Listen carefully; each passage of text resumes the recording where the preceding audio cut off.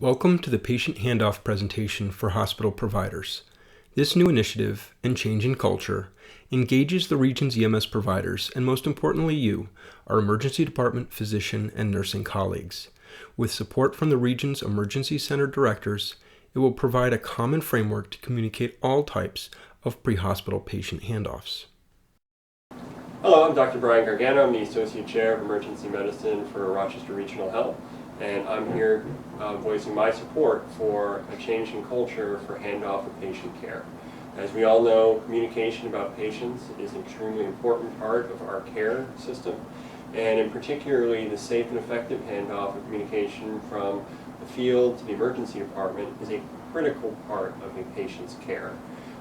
Oftentimes in the emergency department, what we find from the field can dramatically impact how we care for a patient, and ensuring that we get that information rapidly, succinctly, and efficiently will enable us to provide the next link in patient care. Thank you. The goal of every patient handoff is to receive information and understand the care that was provided in the pre-hospital setting as patients transfer to our care. Allowing this information to be communicated in a unified and effective manner will help ensure the seamless transition of patient care. Effective handoffs are important to improve the continuity of care, reduce gaps in information transfer, enhance patient safety during the patient transfer process, and, let's face it, reduce frustration on the part of all those involved because no one likes to get only half the story. Let's take a look at what we currently accept as a typical patient handoff in a trauma case. Hi guys, I got a guy who was riding an ATV. He was intubated in the field. Where's the trauma team? Wait, is there a level? Somebody call trauma. Well, what's going on? This guy was riding an ATV. He hit a deer. I don't think he was wearing a helmet. You should see his ATV. What's his GCS? Yes, it's 30 or something. GCS is 111 right now. Tubes and 80, looks I don't have blood cells on the left side. We punched some big lines 24 in. at the tubes. Did you What do you paralyze have him? for accents? No, he has no He's got cells on the crown. I left think he's got side. an 18 on his right side somewhere. Where did he come from? He came Do from you have any other injuries? down south somewhere. We picked him up. Respiratory Was he here. alert when you got there? Sort of. He was confused. Somebody call X-ray too, please.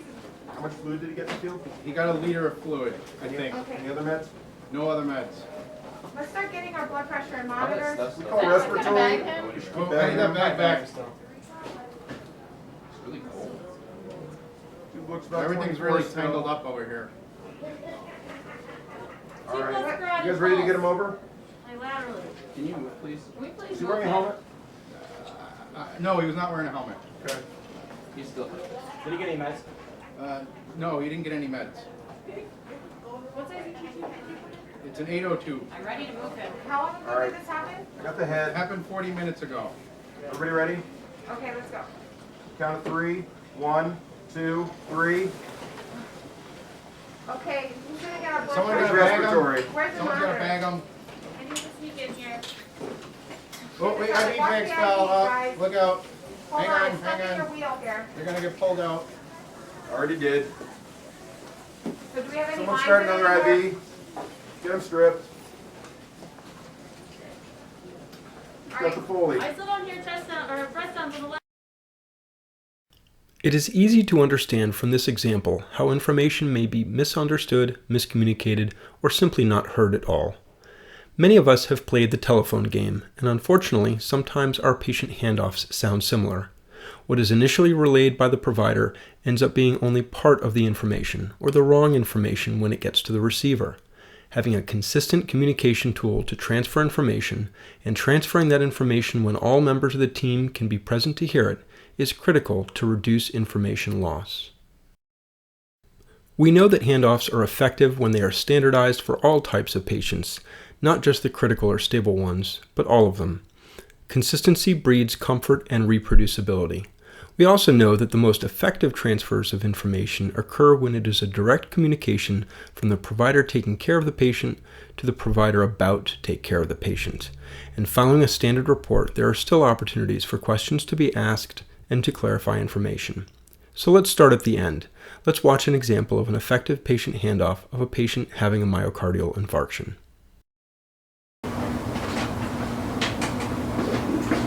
Hey, Chris. Good morning, everybody. Dr. Muro. How's it going? This is an ALS patient running ALS for acute coronary syndrome. This is Dave, 70 years old. Woke up about 4:30 this morning out of a sound sleep with this crushing chest pain, some nausea and vomiting. Pain's radiating to his jaw and his left arm. He's EKG showed an inferior wall MI, so we came here right away. He's had 2 IVs, 2 nitroglycerin, and 324 of aspirin. Current vital signs: his heart rate is 110, still showing sinus in the monitor. Blood pressure 95 over 54, dropped after the second nitro. Statin 96%. He's a little tachyptic, around 30, 35. GCS is 15. Giving him a hard time to stay awake a little bit. Any questions? Let's see the EKG. Oh, yes. Any medical problems? Just diabetes and hypertension. No allergies. Any allergies? Any right-sided leads? They had right-sided before I showed no changes. They're all ready for you in cath lab. All right, hang on, Dave. Let's go. Let me get you done. Thanks, Dave. In this case of a STEMI, the provider used a standard report. This 9-element report is the standardized EMS patient handoff report that improves information transfer, enhances patient safety, and reduces frustration. The first 5 points strive to identify the who, why, and when components of any communication. First, the provider identified the level of care provided, in this case, ALS. Next, the provider indicated the time EMS was requested.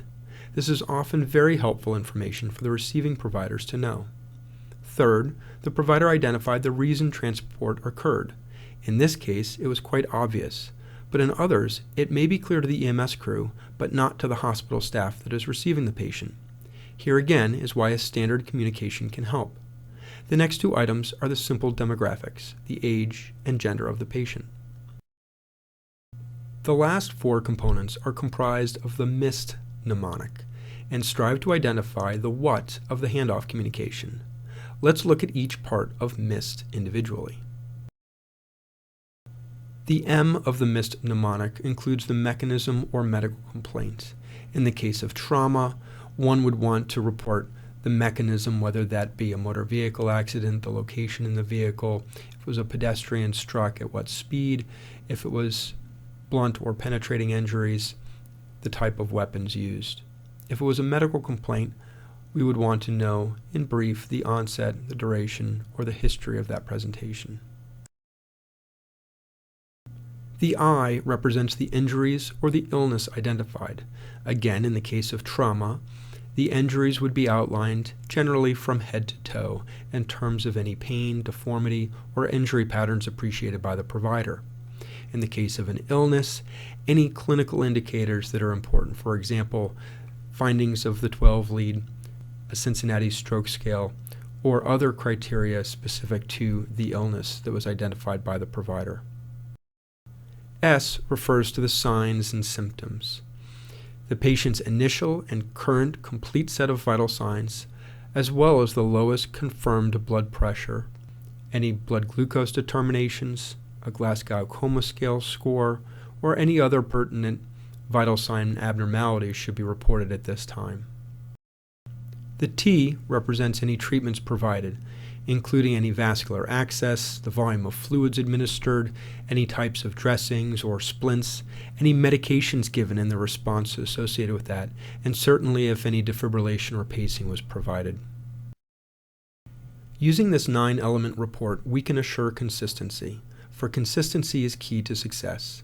You probably already recognize that the only thing that may change slightly from one clinical presentation to another is the information included as part of the mechanism or medical complaint and injury or illness identified.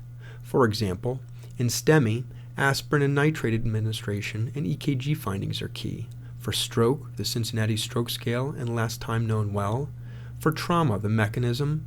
For a critically ill patient, what you suspect to be the cause.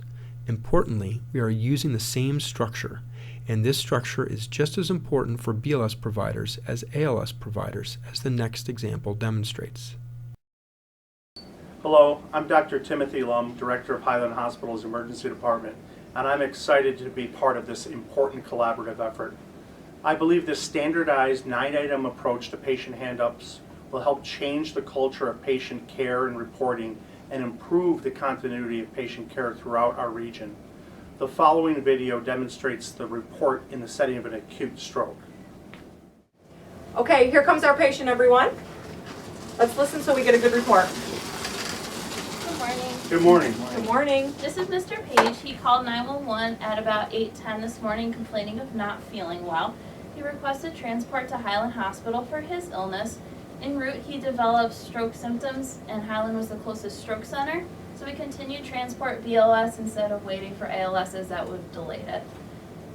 He's a 60-year-old male that just after initiating transport became aphasic. He has right-sided pronator drift. The symptoms were witnessed by me and started at 8:45, and the stroke phone call was made just after that. He's Cincinnati positive. He has right-sided pronator drift. Speech was unable to be evaluated, and he has no facial deficits. He denied any dizziness, vision changes, headache, or difficulty moving prior to calling EMS. His vital signs: pulse of 90, blood pressure was 144 on 82, satting at 99%. His respiration rates was 18, VG of 119, and we had no other interventions during transport. Do you have any questions? Can you confirm the time of onset again? It was 8:45, and it was witnessed by me. And was anyone with him this morning when all of this started? His wife was, and she's out in the waiting room. Okay, thank you. Do we know if he's taking any blood thinning medications? No, he's no blood thinners. CAT scan's ready for you guys. All right, we'll head over. Let's All go. right, let's go.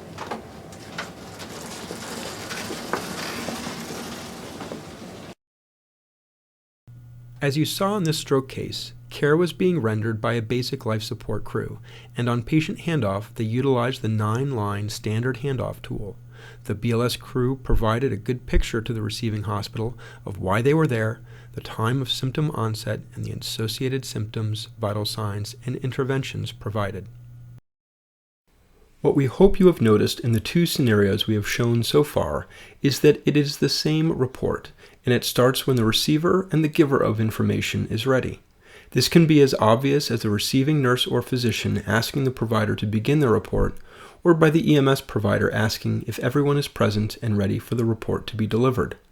In either case, the report starts when everyone is present and quiet, and the report comes from a single provider to reduce confusion and misinformation.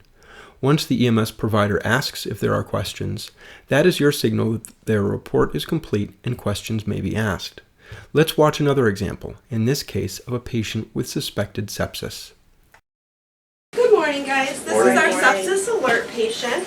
So this is 65-year-old Lori. She's coming from a skilled nursing facility because she's there for cardiac rehab for a mitral valve replacement. So staff called us with altered mental status and probably a low BP. We took it manually. It was 56 on 30, and heart rate was about 100, and she is on beta blockers. So we exposed a wound down here. She does have a pressure ulcer. There was some green pus. We covered that back up. So we gave her 2 large bore IVs. She has 2 14s in the AC. She's gotten 2,000 of fluid. We started norepi, 10 mics a minute.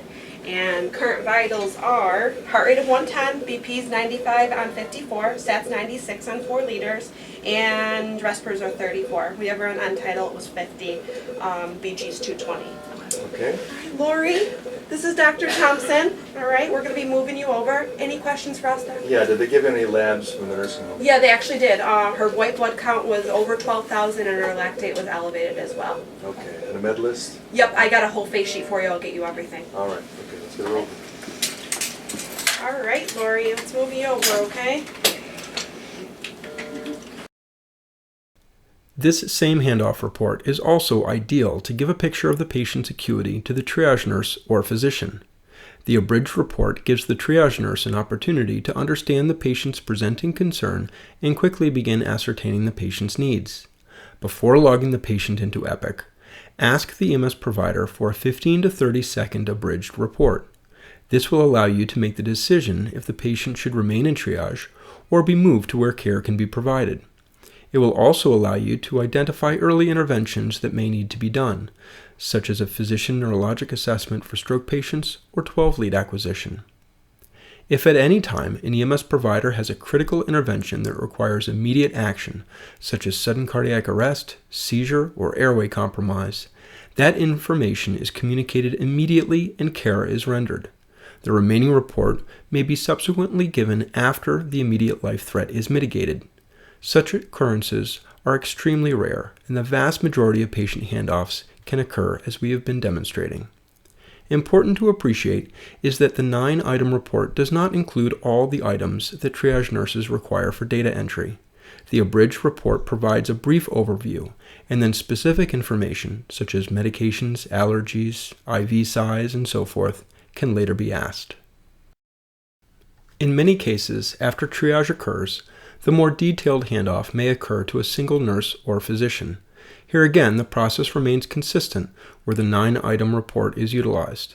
Again, this change in culture, supported by our regional emergency department leadership, should greatly improve the patient handoff process throughout the region. I'm Dr. Bruce Thompson, Director of Pre-Hospital Care at Unity Hospital, and I'm proud to be part of this project which is improving communication between the EMS community and the hospital staff.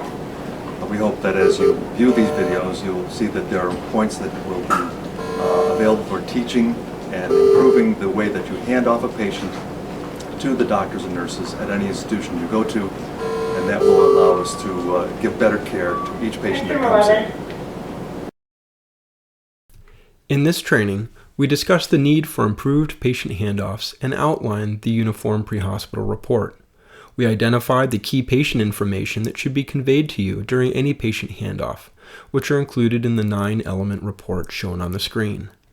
This initiative to provide a common patient handoff process for all our patients across all our providers requires everyone to recognize and appreciate the culture change we are looking to embrace.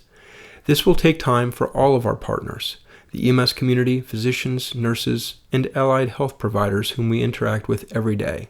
But in the end, we will have a safe and hopefully less frustrating system to allow us to perform at our best. Thank you for watching this presentation on effective patient handoffs, and our appreciation to the leadership of all area hospitals for the input and support on this collaborative effort to improve the care we provide our patients. We hope you incorporate this paradigm into your practice right away.